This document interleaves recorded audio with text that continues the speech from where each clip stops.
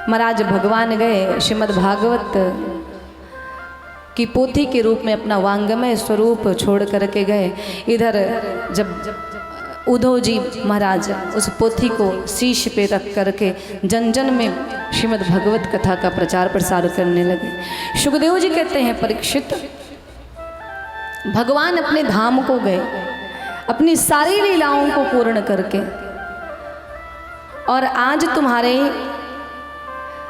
तुम्हारे इस श्रीमद् भागवत कथा का कौन सा दिन है? आपके सप्तम दिवस। और परीक्षित जी को श्राप क्या मिला था कि आज के 7वें दिन तक्षक आएंगे और डसेंगे, आपकी मृत्यु हो जाएगी। आज 7वां दिन है, तो सुखदेव जी कहते हैं, हे परीक्षित, आज आपकी मृत्यु हो जाएगी श्रापवश। आज तक्षक आएगा, डसेगा, और आप पिछले 6 दिन से 7 दिन से आपने मुझसे अनेकानेक प्रश्न किए।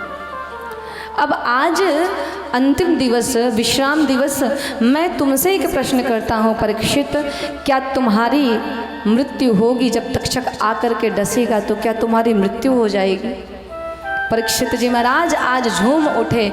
आज ऐसी भगवान की कृपा हुई कि परीक्षित जी महाराज कहते हैं कि हे नाथ, मैंने जन्म ही कब लिया था जो मेरी मृत्यु होगी। मैं जन्म मृत्यु से परे हूँ, मेरी मृत्यु नहीं हो सकती।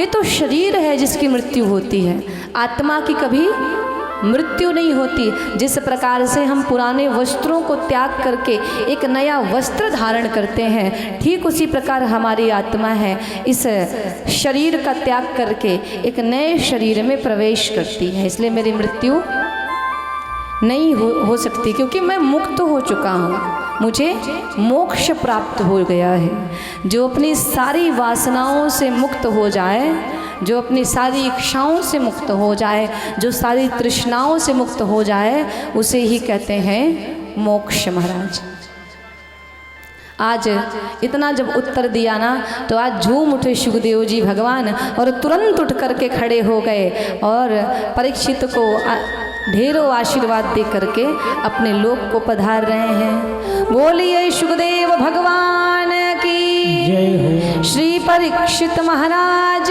की जय। और महाराज भगवान सुखदेव अपने लोक को पधारे। इधर 7वां दिन है।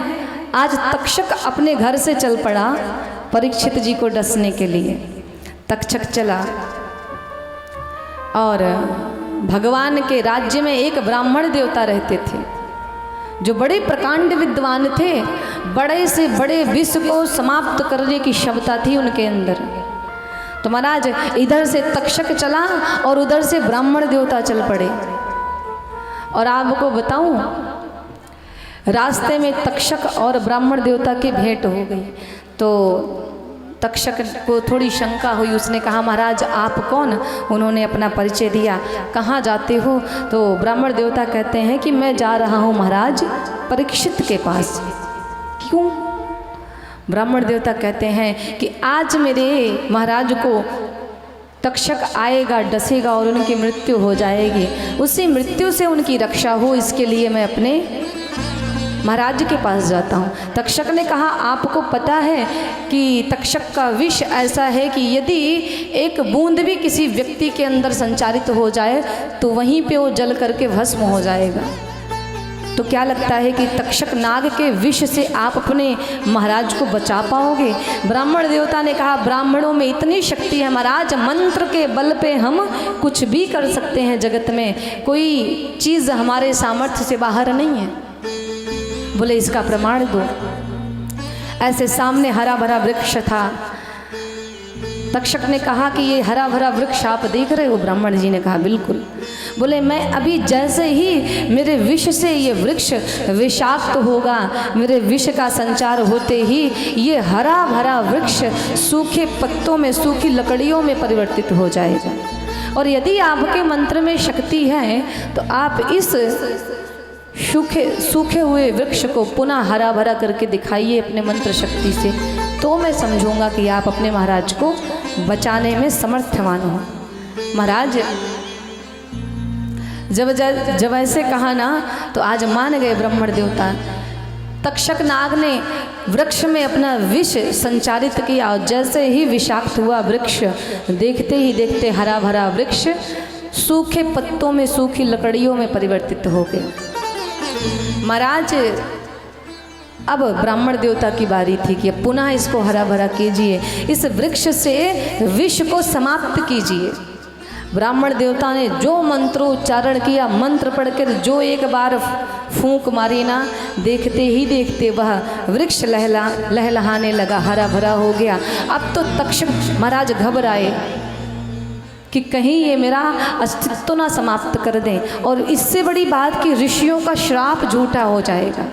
तक्षक महाराज हाथ जोड़ के कहते हैं, आप ब्राह्मण हो, ब्राह्मण इस पृथ्वी के साक्षात देवता हैं, आप कुछ भी कर सकते हो, आप सामर्थ्यवान हैं, लेकिन प्रभु एक कृपा ऐसी करिए कि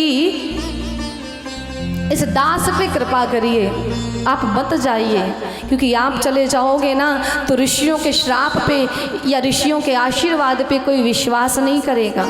और महाराज परीक्षित जी महाराज की मृत्यु तो हो ही नहीं सकती, मैं क्या, मेरे जैसे 1000 तक्षक आ जाएं उनकी मृत्यु नहीं हो सकती, वो मुक्त हो चुके हैं श्रीमद् भागवत कथा सुन करके, जो आज हम सब सुन रहे हैं। महाराज आप लौट जाइए। इस प्रकार से तक्षक ने ब्राह्मण देवता को लौटाया है। तक्षक पहुँचे हैं। आज परीक्षित जी महाराज के पुत्रों ने बहुत भारी व्यवस्था बनाई है, सुरक्षा बनाई है। तक्षक जी महाराज एक छोटे से कीड़े के स्वरूप में पहुँचे और जैसे ही परीक्षित जी महाराज के पास पहुँचे भयानक स्वरूप धारण किया और परीक्षित को डसा, और देखते ही देखते परीक्षित जी महाराज का शरीर जल करके भस्म हो गए। बोलिए श्रीमद् भागवत महापुराण की, भक्त भगवान की, श्री सुखदेव भगवान की। इस प्रकार परीक्षित जी महाराज आज मुक्त हो गए। आज सुखदेव जी भगवान की करुणा कृपा से मुक्त भये हैं। आइए हम सब जैसे परीक्षित जी महाराज मुक्त हो गए, वैसे हम भी प्रार्थना करते हैं कि हे सुखदेव भगवान, हमने भी श्रीमद् भागवत कथा श्रवण करी, हमें भी हमारे सारे ताप पाप से मुक्त करके हम अच्छे मार्ग पे चलें, ऐसे कृपा करिएगा। हमारे जीवन में सदैव भगवान का नाम चलता रहे, हमारी जीवा पे सदैव भगवान का नाम चलता रहे, हमारे मन मस्तिष्क में भगवान की याद आती रहे, ऐसी कृपा करिएगा। और इस संपूर्ण श्रीमद् भागवत कथा का एक ही मूल है, एक ही सार है कि किसी भी प्रकार से आप भगवान से जुड़िए। और आप सभी गृहस्थ हो तो जाते जाते एक सूत्र मैं आप सबको बताती हूँ, इस सूत्र का सदैव ध्यान रखिएगा, क्योंकि आप सब गृहस्थ हो। आप सब सुख की कामना करते हो ना कि मेरे जीवन में सुख आए। कितने भक्त हैं जो अपने जीवन में सुख चाहते हैं? मुझे लगता है कि सभी चाहते होंगे। तो यदि आप लोग सुख की कामना करते हैं तो जीवन में एक सूत्र अपना लीजिए। श्रीमद् भागवत भी यही कहती है, और श्री राम कथा में बाबा गोस्वामी तुलसीदास जी महाराज भी एक ही बात कहते हैं कि हे गृहस्थों, अगर आपको अपने जीवन में सुख चाहिए, आप सुख की आनंद की कामना करते हो, तो कुछ मत करो, केवल एक सूत्र अपनाओ, जहाँ सुमति तहाँ संपत्ति नाना। बाबा कहते हैं जहाँ सुमति है, जहाँ सुंदर विचार वाले लोग रहते हैं ना जिस घर में, उस घर में लक्ष्मी जी का आगमन होता है, उस घर में संपत्ति आती है। लेकिन जहाँ कुमति तहाँ विपत्ति निदाना। हम ये कथा क्यों सुन रहे हैं कि हमारे जीवन में माता लक्ष्मी की कृपा बनी रहे, हमारे जीवन में सुख समृद्धि आए, हमारे जीवन में शांति आए। तो महाराज हे माताओं, यदि आप चाहती हो कि आपका परिवार सुंदर बना रहे, आपके परिवार के लोग सुंदर रहें, तो एक ही सूत्र आज गांठ बांध के जाना कि परिवार में सबको जोड़ कर के रखना। अपने बच्चों को ऐसा संस्कार देना कि जीवन में उनके विचार सुंदर हों, वो विचारों से सुंदर बने। स्वरूप सुंदर है ये महत्वपूर्ण नहीं है, लेकिन यदि एक कुरूप व्यक्ति का विचार सुंदर है तो वो कुरूप नहीं कहा जाएगा। कहते हैं ना भाई, सुंदर विचार है। तो कितनी माताएं हैं जो मेरी इस बात का ध्यान रखेंगी मेरे जाने के बाद भी? हाथ उठाएंगी।